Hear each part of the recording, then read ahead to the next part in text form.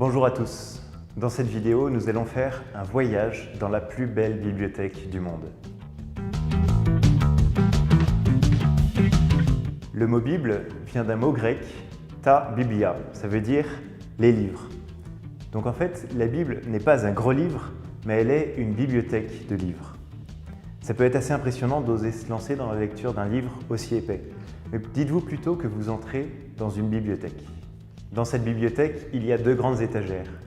Une première étagère, 46 livres différents, c'est l'Ancien Testament. Une deuxième étagère, 27 livres différents, c'est le Nouveau Testament. En feuilletant ces livres, on s'aperçoit qu'ils sont parfois très différents les uns des autres.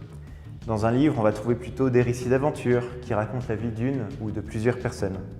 Dans un autre, on peut trouver des textes prophétiques, de la poésie, des textes de loi, des échanges de lettres, des textes apocalyptiques, des textes de sagesse et d'autres encore. Si on s'approche et qu'on regarde d'un peu plus près, on s'aperçoit que tous ces livres n'ont pas du tout été écrits en même temps. Par exemple, il y a plus de 1000 ans d'écart entre certains livres. Évidemment, en 1000 ans, il a fallu plusieurs personnes pour les écrire.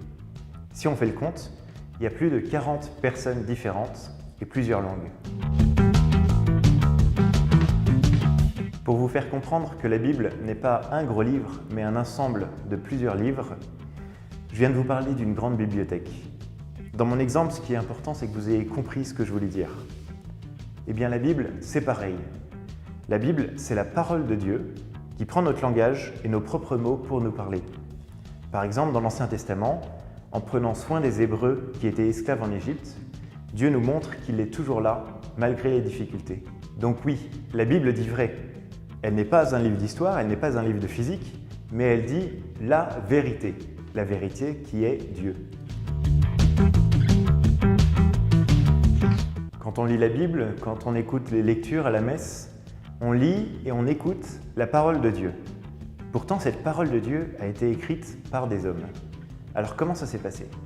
Dieu n'a pas dicté ses paroles aux écrivains comme si c'était des scribes ou des marionnettes.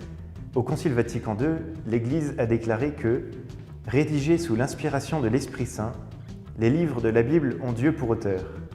Mais pour composer les livres saints, Dieu a choisi des hommes qu'il a employés, eux-mêmes usant de leurs facultés et de leurs forces propres. Donc oui, ce sont bien des hommes qui ont écrit la Bible, mais ils ont été inspirés par l'Esprit Saint. Dans la Bible, Dieu nous parle comme il s'est révélé aux Hébreux, parfois avec douceur, et parfois, quand on en a plus besoin, il y met plus de force. Donc la Bible, c'est à la fois un livre, une bibliothèque, un témoignage des relations entre les hommes et Dieu, et la parole de Dieu qui nous est adressée. Pour finir, je voudrais vous citer une phrase de Saint Jérôme, qui est un saint qui a traduit la Bible. « Ignorer les Écritures, c'est ignorer le Christ. » Bonne semaine, à bientôt.